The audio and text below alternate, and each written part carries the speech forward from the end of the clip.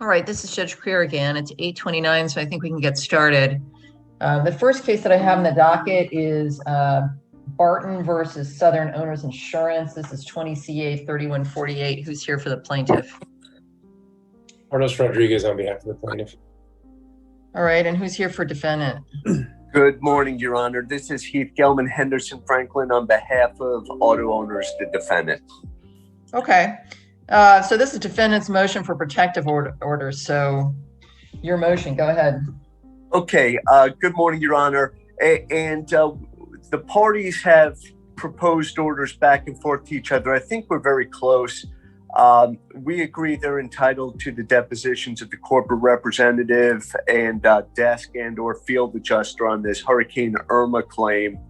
Our motion, our agreed order that we proposed is one that's been instituted by the court on countless claims. We've never had to come back on the issue. Basically, it limits the testimony to the particular claim. The corporate rep or the field adjuster are not required to provide any testimony, documentation on legal interpretation, policy terms, legal conclusions, opinions, or allegations of bad faith.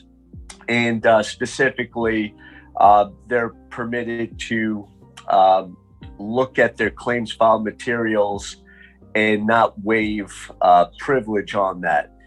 I did receive a counter proposed order. Okay, well, guys, I'm not here sitting as a mediator this morning. Okay. So, you know, if you have an issue, great, I'll make a decision. If you don't have an issue, go home. So, Mr. Rodriguez, what's the problem? Your Honor, we agree to limit the deposition to the claim, to this particular claim. What they want to do is bar our ability to ask basically any questions of the corporate representative. In fact, in their motion, they argue that we shouldn't be allowed to depose a corporate representative at all.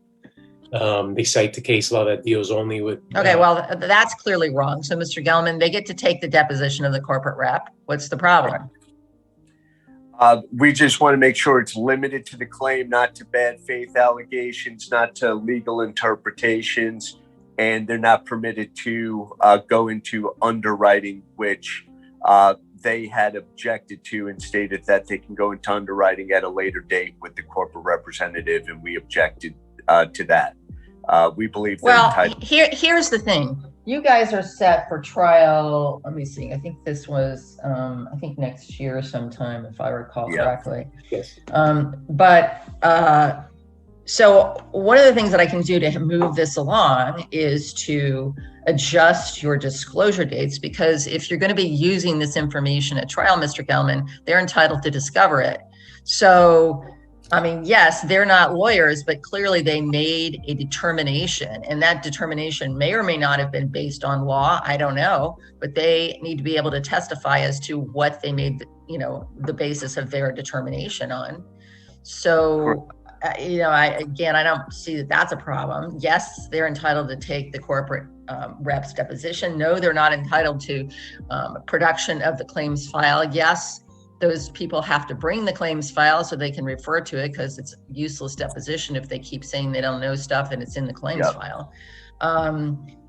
Yes, no, they don't get to inquire about bad faith issues, and it has to be limited to this claim. So I don't know exactly what the problem is. This isn't rocket science. No, our issue is with the underwriting file, which their proposed order to us permitted seeking into underwriting, which really goes to legal interpretation and protected information. They're entitled to inquire as to the basis of the whatever, I'm assuming it was denial or partial denial. So sure. Yeah, I mean, they're entitled to, why did you deny this claim, or why did you partially deny this claim? So they're entitled to go into that. But, other than in terms of the policies or what they usually do in other cases, no. Does that address your problem, Mr. Rodriguez? Yeah, we have no objection to that. We don't plan on asking on any other circumstance other than this particular claim. Now, of course, to the extent their underwriting of the file had an effect or bears on their decision to deny the claim, then I believe we are entitled. And I think that's what you just said. So we have no objection to that.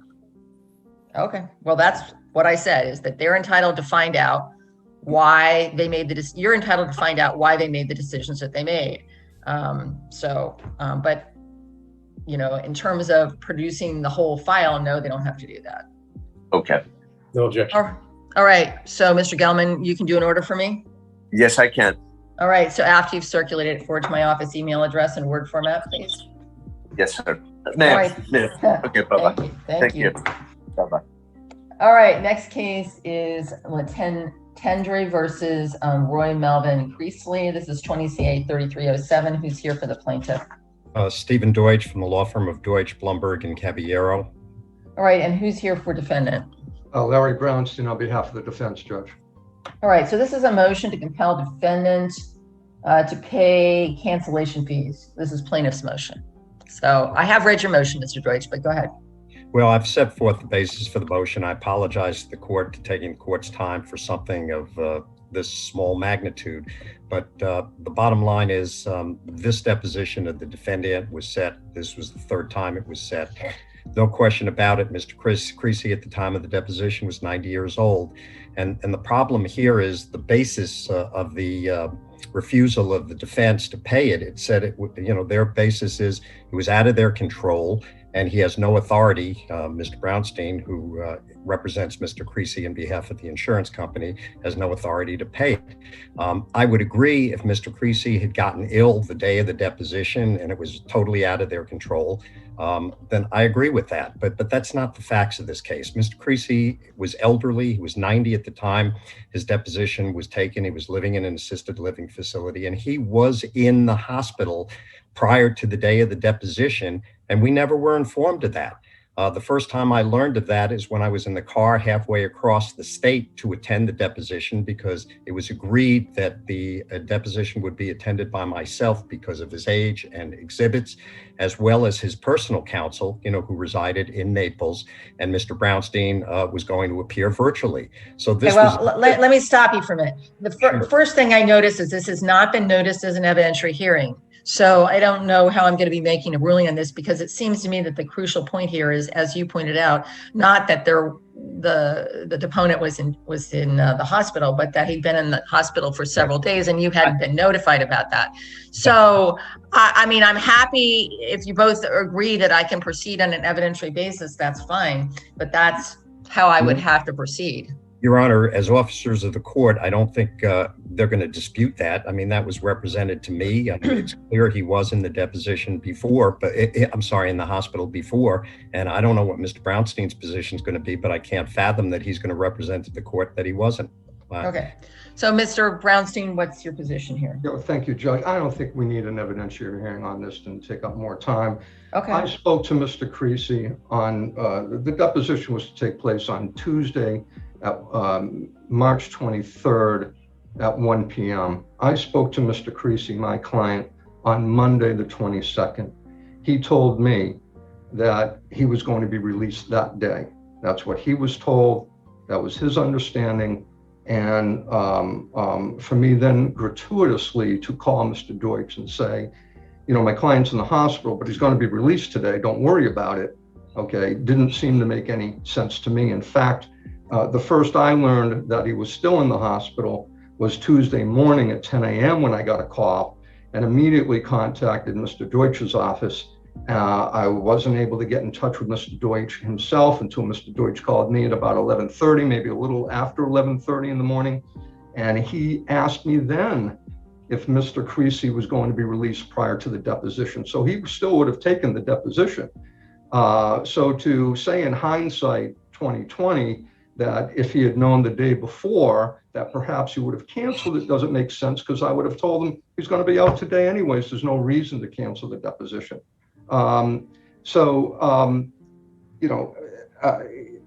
Mr. Creasy had no knowledge that he wasn't going to be released. He was actually released on Tuesday in the later afternoon.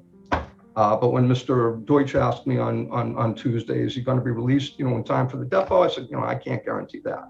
There was still time to cancel it. I don't know why there was a disruption fee. I don't know if Mr. Deutsch has paid it. I don't know if Mr. Deutsch has asked them to waive it because I gave him at least 3 hours notice prior. So that's our position, Judge, that it was out of our control. It was in the hospital's control. It was in the physician's control. My client, the plan was for him to be released the day before, and that's what he knew, and that's what he told me. And so under these circumstances, Judge, I think if the things were turned around, I think if Mr. Deutsch's client had missed a CME or something like that, under these circumstances, he would be fighting me on this. So as he indicated, I have no authority to agree for the defense to pay the $300 or change expenses, and so that's what happened, Judge. That's our position. Mr. Deutsch, what are we talking about? Are we talking about attorney's fees or the deposition cancellation fee? Cancellation fee, Your Honor, no attorney's fees. The total amount was the court reporter and the videographer, and I've sent copies of the bill and attach it to my motion. And it's just a question. So I'm going to grant your motion because it wasn't entirely out of anybody's control. I mean, having somebody in the hospital is a pretty big deterrent, and clearly you knew about that the day before. I mean, yeah.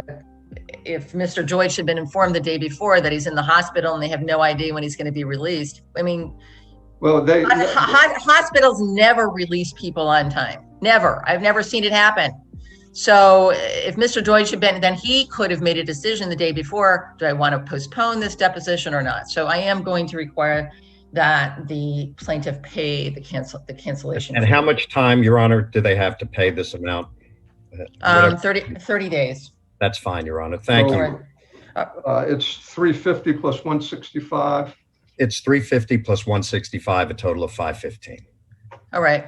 So, Mr. Deutsch, I'm going to need an order from you, Mr. Deutsch, after you've circulated it. Circulate it, certainly, and we'll get it to the court.